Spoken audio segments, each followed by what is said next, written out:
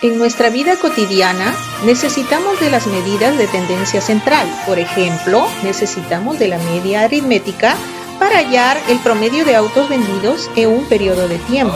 Necesitamos de la mediana para hallar el valor central de las notas obtenidas por un grupo de estudiantes en el examen de matemática. Necesitamos de la moda para hallar la edad más frecuente en un grupo de niños. Estimados amigos, reciban mis cordiales saludos. En esta oportunidad revisaremos las medidas de tendencia central. Iniciamos con la primera situación de contexto. El siguiente gráfico de barras muestra la venta de autos en el Perú del 2016 al 2019. De acuerdo con el comportamiento de los datos, determina la media de la cantidad de autos vendidos en dicho periodo. Como podemos observar, aquí tenemos un gráfico de barras con dos variables, el año de venta y la cantidad de autos en miles de unidades, ¿no? En ese caso es conveniente trasladar los datos aquí a un cuadrito y luego podemos calcular la media aritmética.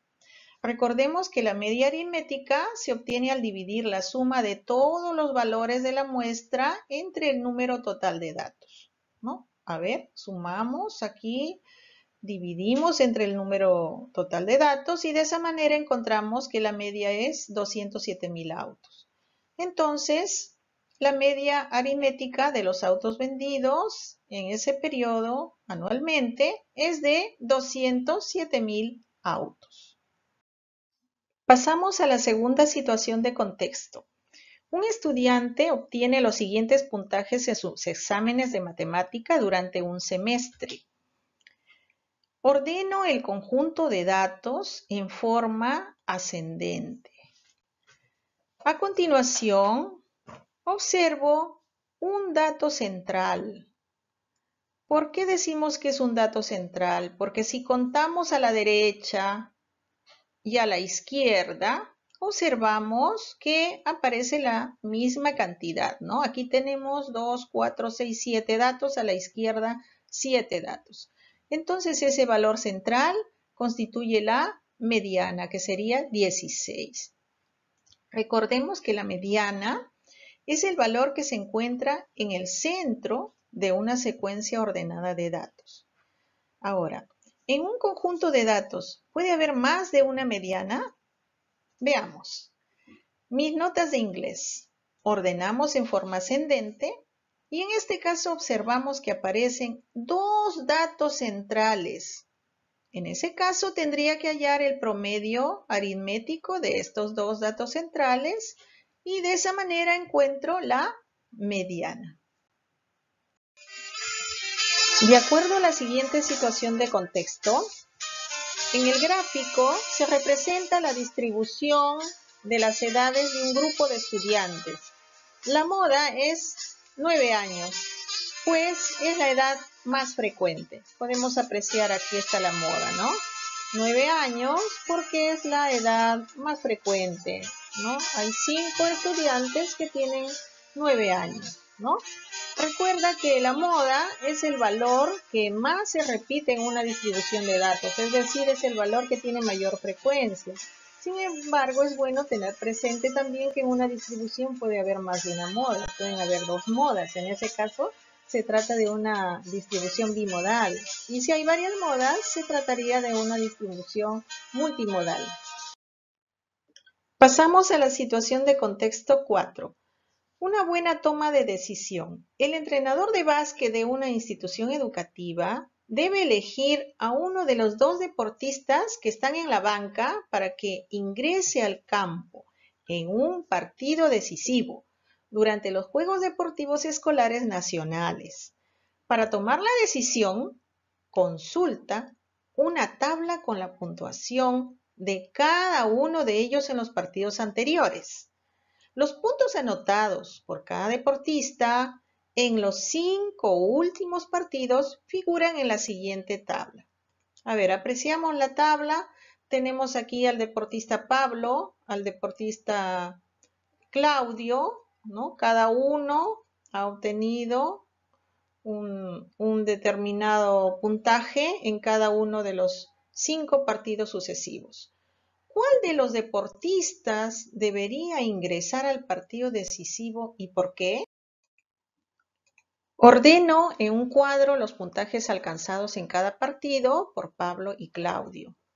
Podemos apreciar que en ambos, entre los puntajes de ambos de Pablo y Claudio, coinciden en tener la misma mediana, es decir, el mismo valor central, ¿no?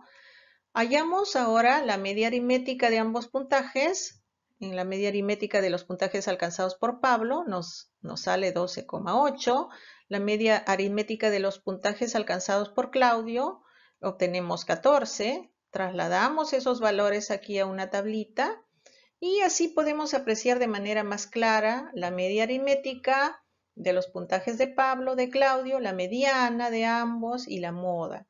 Podemos observar que entre los puntajes alcanzados por Pablo aparece una moda que es 14, ¿no? Aquí está, hay una moda, 14, 14. Sin embargo, entre los puntajes alcanzados por Claudio no hay moda. La pregunta dice, ¿a qué deportista elegiría el entrenador para el partido decisivo? El entrenador elegirá a Claudio, porque su promedio aritmético es mayor que el alcanzado por Pablo. Y el valor de las medianas son iguales. Continuamos. El histograma de frecuencias muestra las edades de novios y novias que contrajeron matrimonio en la municipalidad de un distrito. Según el gráfico, ¿cuál de las siguientes afirmaciones es incorrecta?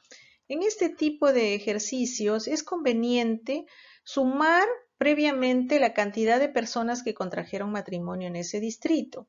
Por ejemplo, yo he sumado previamente 10 más 15 más 25 más 55 más 29 más 16 más 22 y he obtenido que son 172 las personas que contrajeron matrimonio.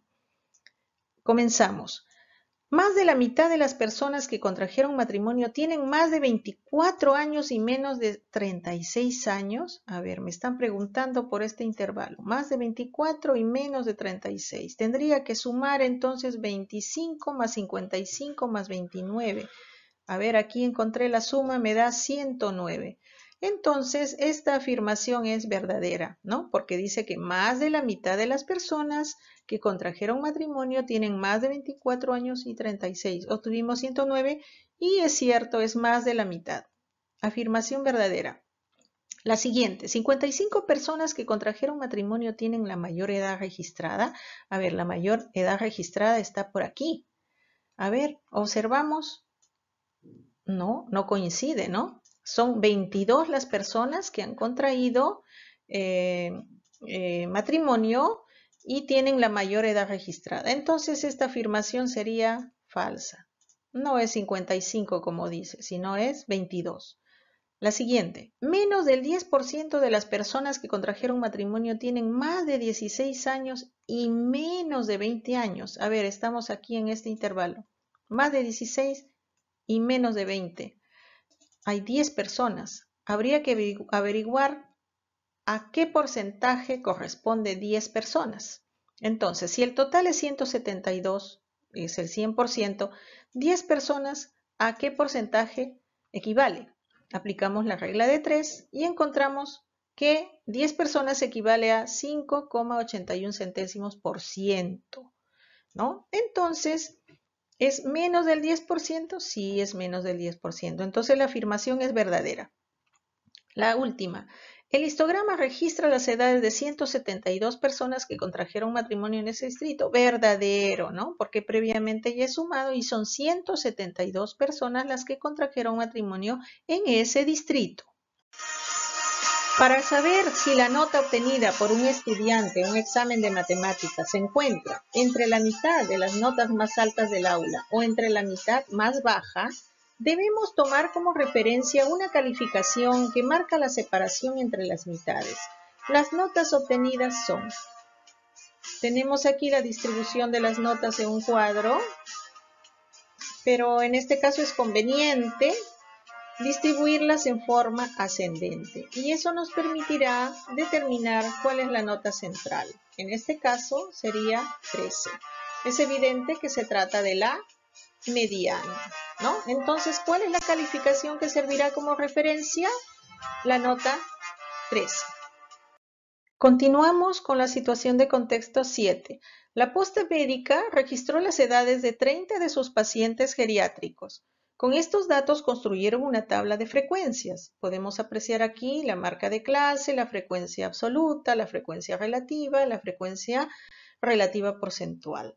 Recordemos que la totalidad de pacientes, ¿no?, aparece aquí en la totalidad, en la parte inferior, ¿no?, de la suma de las frecuencias. Aquí tendríamos que completar 9 más 5, 14, más 4, 18, más 6, 24.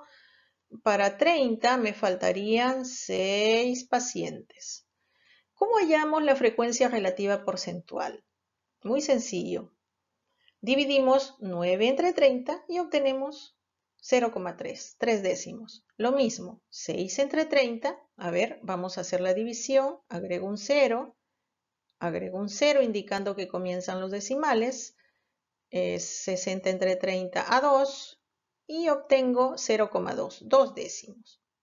Ubicamos aquí el valor de 2 décimos.